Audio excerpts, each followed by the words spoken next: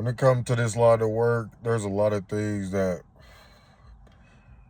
make me stick out. And one of those things that make me stick out is I take this job very serious. I take it very serious. I don't care who say what about what I do or how I do what I do. I take this job very serious. I take a lot of pride in it. I got a lot of passion for it. You feel me? Like, this is just my lane. You know what I mean? Like, I could do this with my eyes closed. Um, but early on, like, what made me take this job serious was the people, the hourly associates who come to me with all these different problems, whether they were just frustrated by something they seen, something they going through, not getting bonuses, people just getting away with theft, whether it was the leadership. These people voiced their opinions, they voiced their problems, and when they tell you these things, they expect you to do something about it, or at least be the voice for them in these rooms, in these offices, with these higher ups. You feel me? That's what we come to do. We not only enforce the policies and the laws, but we also take care of our people. And we make sure that when they got a problem or an issue with something, that we handle these issues in a timely manner. Because they watch it and they looking to see how you react, how you respond to their problem. Because they're not telling you just to vent. They're not telling you just to complain. They're telling you because it's a problem. And sometimes people will guide you without directly telling you what the problem is. They just leading you so you can see for yourself. You feel me? So as an AP, you have to pay attention to the smallest details. You have to be able to read between the lines. You got to take this job serious in every aspect. You can't just be serious about one thing and then not care about the rest of it. That's not how this works. You got to care about all of it. Even the things that you don't like. Even the things that you don't like, you got to be able to enforce that because you know it's the right thing. Even though you might disagree with it 100%, 1,000%. Sometimes it's going to be like that. You're going to have to make choices, decisions that you don't like, but you know is the right move to make. Because you got to do this job. You got to move with integrity. You have to move with integrity. Just like people are watching, just like we watch people are watching us just as close. They waiting for us to mess up. They waiting for us to falsely accuse somebody for shoplifting. They ready to see us, using excessive force when we going hands-on just so they can have something to say, just so they can have a reason to sue. You know what I mean? So you got to be on your P's and Q's, dotting your I's and crossing your T's at all times. And you got to be taking the job serious in every way possible, from just not catching shoplifters, but from a work environment perspective, making sure that nobody is creating a toxic and hostile environment, making sure that contractors are following the rules and the protocol when it comes to them signing in and signing out. It's the little things that add up at the end of the day. You know what I mean? So you got to be on top of these things. And when people see you navigating like this, when they see you moving like this, they know that you a different type of breed. Because a lot of people, they go in and they don't do nothing. A lot of APAs, a lot of stores, they tell me a lot of the APAs don't do nothing. They just walk around. A lot of them just sit in the office. You could tell that these people just ain't got no faith in their security. at all because of how their security is moving, how they don't see them, how they barely see them. They don't know when they here, when they not here. And they could care less. You don't want that type of squad. You want a environment that is going to thrive, that is going to be positive, high frequency vibes. You feel me? Everybody got each other's back. Everybody watching each other's back. You know what I'm saying? Looking out for each other. You don't want a community of people who is at each other's throats at a time, every time, every chance they get. You don't want a store that is run off of drama. You don't. You really don't want a store that is ran off of drama. That store is gonna go downhill. I promise you, because the customers, they're gonna feed off of that energy. And if they see, and this is how petty people are, I've seen it all the time. You will get a cashier who's just having a bad day for whatever reason. You feel me? And they still being cool, and then you'll see a customer who will see that and will intentionally try to make the cashier even more mad. You know what I'm saying? By just giving them a hard time, by just cussing at them, or, telling them to put something back, and then just calling them out on them having a bad day. Oh, I see you got an attitude, and the cashier is just not having a good day at all. Nothing, it has nothing to do with the customer, but the customer taking it personal, or they just, being a drama king or a drama queen and just want to be a bully to make themselves feel better. So they attack the cashier. I see it. I've seen it all the time. I see it all the time. Everybody bully retail workers, especially the cashiers. Oh, you work at Walmart. You ain't making no money. But yet during COVID, where was niggas at? Walmart. The only place that was open during COVID where you get groceries and still shop and get all your sanitation wipes and sanitizer and tissue. Nigga, Walmart. And still, after the fact, can't none of these retail workers get respect. You feel me? And that be pissing me off. You would think after COVID, retail stores that were still open, still putting their lives at risk, would get more respect after that. And man, retail workers get treated like dogs, not only by the corporation, but by the people too. By everybody. Happens every day, every single day. Customers come in with that entitled spirit, you feel me? And it just don't make no sense. It's ridiculous. But that's one of the reasons why, as an AP, you have to take this job serious, because you got people that's going to come in with that bad energy, taking it out on the associates, and we not having that. I will tell somebody to leave in a hot minute. I promise you. You know how many times I've declined multiple people's services because they was just being rude, they were being hostile, they were trying to put somebody down by talking down on them. And I'm not with that. I'm not with that. It's not a right to be here. It's a privilege. And you have lost the privilege for today to be here. If you want to keep escalating the situation, we can make it longer. You feel me? Like, as an AP, you got to stand on something, and you got to stand on the right side of the ball, because these people will try to chew you up and spit you out if you let them.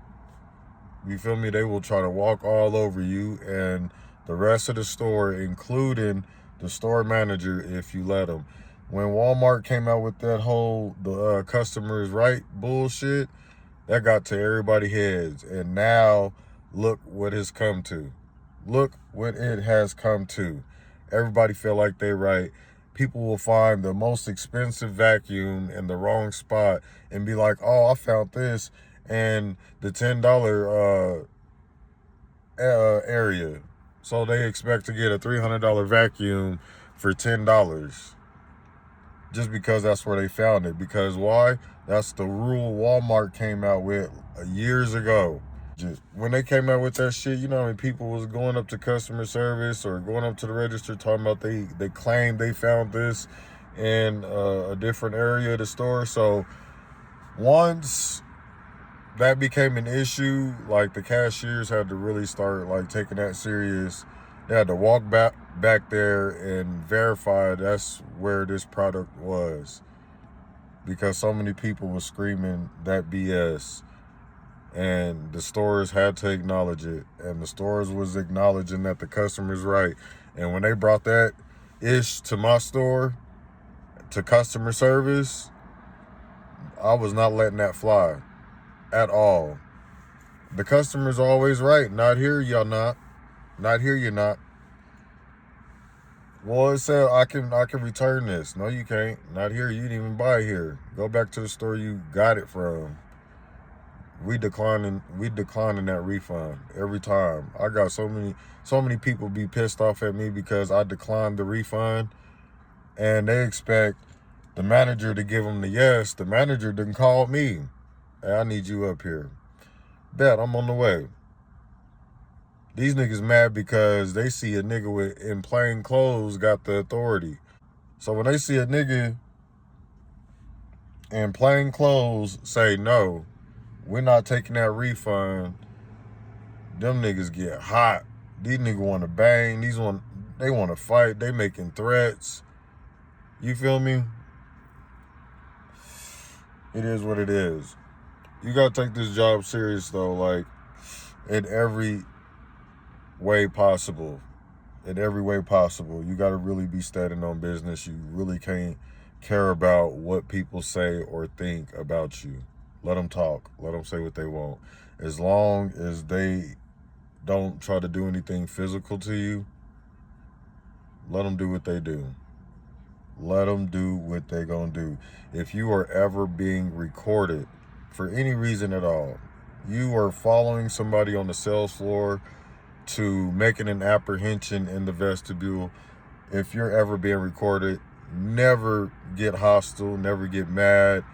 Just continue doing what you're doing and just play it by the book, because the moment you start acting out of character, it makes it look like you're guilty. It makes it look like you're doing something that you have no business doing. You feel me? So just continue doing what you're doing. Just understand the game. Let people do what they're gonna do. Let people say what they're gonna say. But you need to stand on business. 4th of July is up on us. And then right after that, y'all know what time it is. It's time for back to school. And then, we're going to start getting ready for not only back to school, but, them holidays that's coming up around the corner. And now, I just shared a video of niggas taking registers out of these stores, which is even more reason for you to be present on the floor. Because for a very long time, I tell y'all this all the time, you need to think like your shoplifter. You got to think like the people you catching. And I've never put this out publicly because I've never wanted to give people the idea of what to do. You feel what I'm saying? So I've always had this thought though, like, if I was to hit a store, how would I do it? In what way would I do it? And I've come up with so many ways on how I would do it based off the knowledge that I have being in this business. And I promise you, somebody hit a store the other day. Well, it could have been a long time ago, but I found a video and this white dude runs out with 2 registers. And being in AP, that has always been a concern of mine. If somebody ever is just desperate enough and they see one of these cashiers walking around with a register, they might take that opportunity. So whenever a cashier or a member of management is walking with registers, I walk with them. And if you have off duty, that's even better, because then they're going to walk with them. So The fact that they're already on this just tells me that this is going to be one of these go-to tactics in the future if they don't put a into this now. You feel what I'm saying? Like, the amount of people that I see doing this, walking with registers in their hand, is just crazy. I'm not gonna put what stores I'm seeing doing this, but if y'all gonna be doing this, y'all need to have some type of security, or some type of security protocol in place, because if these people are getting the idea of doing this, I promise you, they done spread the word, and the next crazy motherfucker is gonna do it. Period. And you want to be able to deter that idea before they even try it. You got something in place that they see it and they not even gonna want to mess with it. That's what I'm saying. Like, I got many ideas on how they could deter a lot of this and stop a lot of this if they wanted to, but in this line of business, a lot of the time they gotta see stuff get worse before they even step in to make the situation better. It's like they gotta have proof before they react, which doesn't make no sense, because I thought this job was all about preventing things from happening. But behind the scenes, things have to happen first before they react or before they respond to whatever is going on. And that's just the sad part about the game.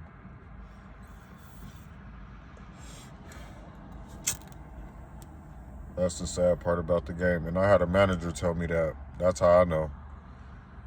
That's how I know.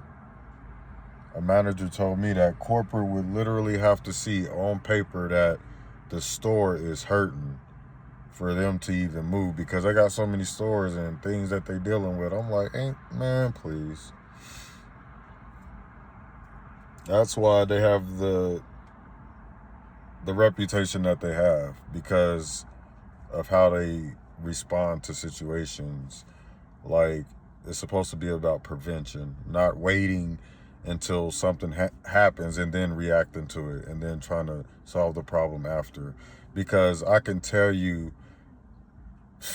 multiple times, multiple occasions where I've given them a heads up on something long before it happened, long before the situation gets worse, and they did nothing. And they did nothing until after it happened. We had people who were from out of state and they were wanted for homicides, for robberies, like crazy. So we started getting all these different people in. The city is now starting to become overpopulated. We're starting to see a lot more foot traffic. You feel me? Like I said, a lot of people from a lot of different places, man, because of the weed alone. So you got to take the good with the bad. Like, the economy is booming, but now we seeing a lot of foot traffic. Now you're getting a lot of different type of personalities, a lot of different backgrounds that you got to deal with. So it was just crazy. So that was just like one of the things that I gave them a heads up on, just to keep an eye on. Not like I said, there wasn't really nothing they could do, but just look. A lot of these people are combative. Like I said, you never know who you catching until it's too late. A lot of these people were wanted. Felony-wide warrants out for their arrest.